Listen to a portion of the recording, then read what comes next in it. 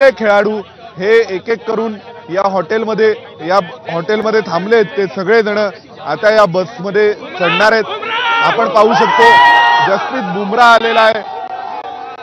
आपण पाहतोय चाहत्यांनी मोठा जल्लोष केलाय। जसप्रीत बुमराह हे आता बसमध्ये चढतायत। त्यानंतर इतर खेळाडू एक एक करून बसमध्ये चढणार आहेत। बुमराह असेल, जडेजा असेल, त्यासोबतच राहुल द्रविड असेल, अक्षर पटेल असेल, सोमेश आपण पाहतोय की एक एक खेळाडू जे आहेत ते सगळे खेळाडू आता बसमध्ये चढत आहेत। एकीकडे दुसरीकडे जर आपण सोमेश पाहिलं तर हॉटेलमधलं हे सेलिब्रेशन टीम इंडियाचे कोच राहुल द्रविड यांनी केक कटिंग केलेला आहे। विशेष केक हा टीम इंडियासाठी तयार करण्यात आलेला होता या हॉटेलकडून।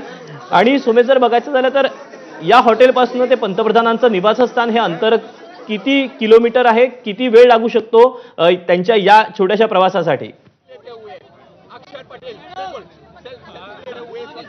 साधारणपणे आता इथून 7 लोक कल्याण मार्ग हा फार दूर नाहीये।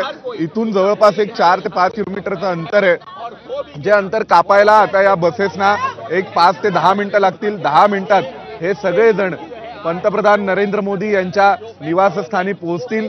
यावेळी आशिष शेलार देखील तिथे उपस्थित असणार आहेत, जय शाह उपस्थित असणार आहेत आणि पंतप्रधान मोदींसोबत लंच करून त्यानंतर हे सगळे खेळाडू पुन्हा एकदा हॉटेलकडे येतील आणि नंतर एअरपोर्टच्या दिशेने रवाना होतील अशी माहिती आपल्याला मिळते। सध्या हे सगळे खेळाडू पंतप्रधान नरेंद्र मोदींच्या